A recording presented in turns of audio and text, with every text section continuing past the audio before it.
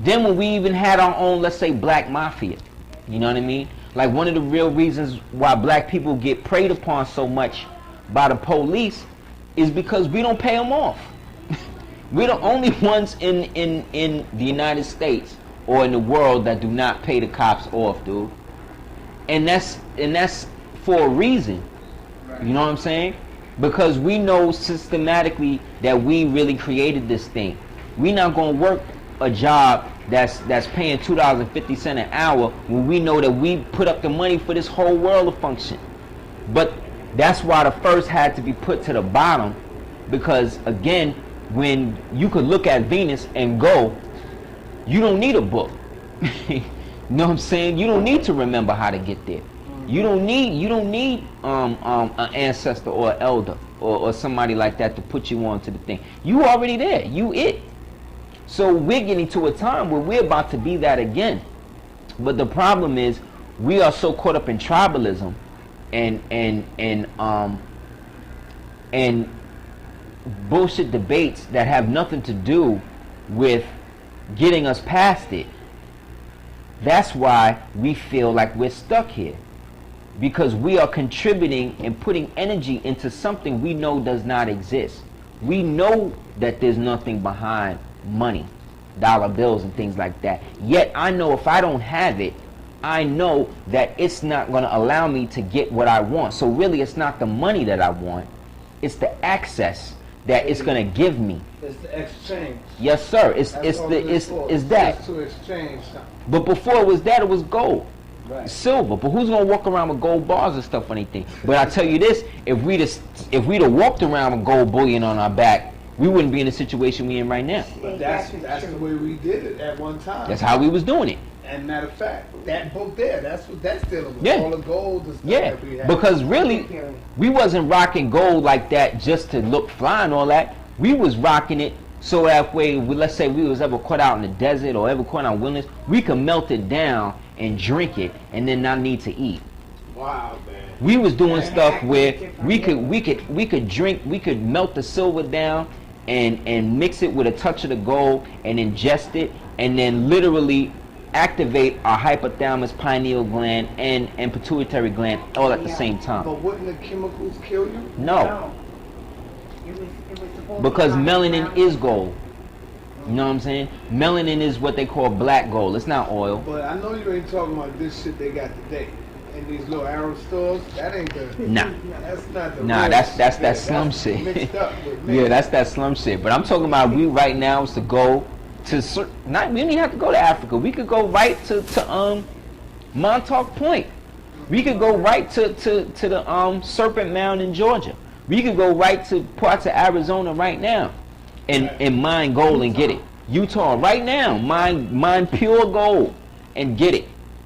But the problem with that is, if we were living in a real society based on real law, that means that if I wanted to buy a car, I could bring in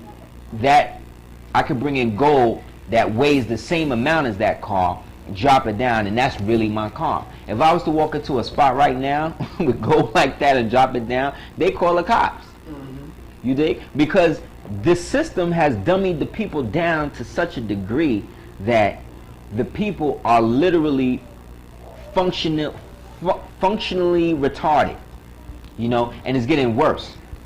And the main people, unfortunately, that are supporting that are black women. Black women are supporting their children being dummied down to the point of inebriation, to the point where where 3 out of every 10 child is obese. That's not the, if the father's there, if the father's not there, that's one thing, right? But if the kid is with you every day, all day, doing what it needs to be done, and you there with that kid, and you're responsible for that child's diet, and this child is going to be like 150, 350, 250 pounds at 13 years old, something's wrong with you. Because these women are creating slaves for their God, who is the Caucasian man, right, in this epoch right now, to feed off of. So the new thing now is to get all these black women to give up not only their womb, but their souls to this society. And what is a black woman's soul other than her child? So she'll literally give that up and continuously deject the father, right? In order to get fake accoutrements from a already decaying, dead society. Why would she do that? Because she is starting to realize that she is the one who allowed him to exist in this reality in the first place, genetically. Because it was during the time that Yaqub grafted this thing, she was the one in control. So yeah, Yaqub had his idea about what he was going to do or whatever, but it was still a matriarchal society. So he had to get permission from an original woman to do so. And then once she did that, she had to allow herself to be open enough to give birth to an aspect of him that we today would, let's say, like a monkey. You know what I mean? And in that, she then had to perpetually give birth to it and create a world almost for it to exist in. All why? Because we wanted to prove to ourselves that we could overcome the worst part of our natures in one thing. So she didn't do it because she hated the black man or herself. She did it at the time that she initiated the experiment. She did it based on pure science. There's no right, no wrong in that. She's a scientist. She's God, so she's going to do what she wanted to do.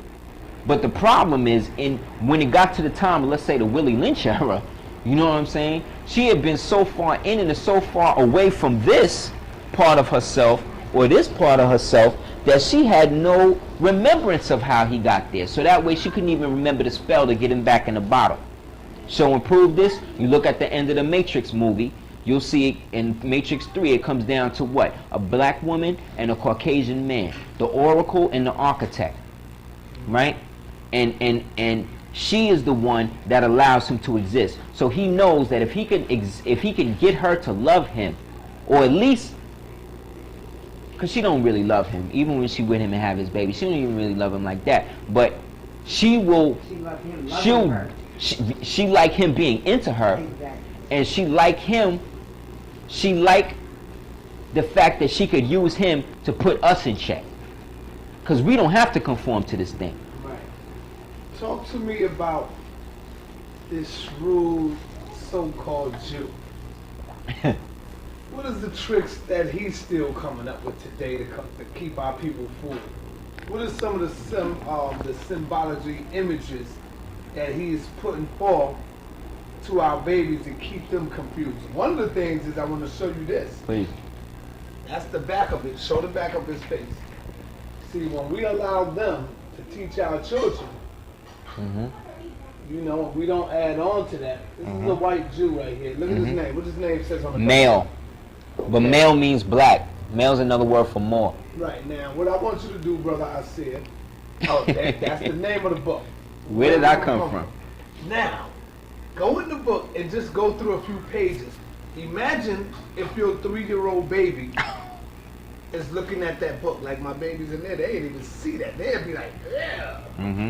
Just go to a part where I want you to see what they showing. And I know you ain't got time to read it. No. Not even that. But wait. But I want to show this. Right. But this is what I mean about Janus and dualism. He's talking about where did I come from? A guide for children and parents, right? Right. He's not saying black children. Right. And he's not saying black parents. If you turn it up, but if you look up there, the African American edition, which means that there's one for Caucasian people, right. There's one for Mexican people, all of that. That's cool. Let them feel like they ain't part of the human family. But look at what it. Yeah. But peep this. He's basically showing in this image now that sperm is black, right? Yes. He's saying that the thing that brings things into existence is black, right? The sperm itself, right? He's got on a black top hat. And he's got on a black top hat, which is basically another allegory of the fez, right? And he's got the heart. This heart is symbolic esoterically for the Valentinian Gnostics. Reverend Phil Valentine talks about them, and he says he's no pun intended. He talks about the Valentinian Gnostics. And basically, whenever you see a heart like this, you're seeing that. But what you're also seeing is a vagina. You know what I'm saying? A vulva. You're also seeing the buttocks of a woman. But again, when you got the you got the top hat on it, and you got the rose. And the bow tie. And the bow tie. So what you got here is 3 versions of Moorish culture. You got the top hat, which represents the Fez. You got the red rose that represents the Rosicrucian order, of which Pascal Beverly Randolph, the Moor, was the greatest in the world, started that. Also Francis Bacon, another Moor, started that. And then you got the top, and then you got the bow tie, again, which represents nowadays the Nation of Islam. And it's black, okay? So you have to know one thing about so-called Yehudas or Jews as a people. Wow.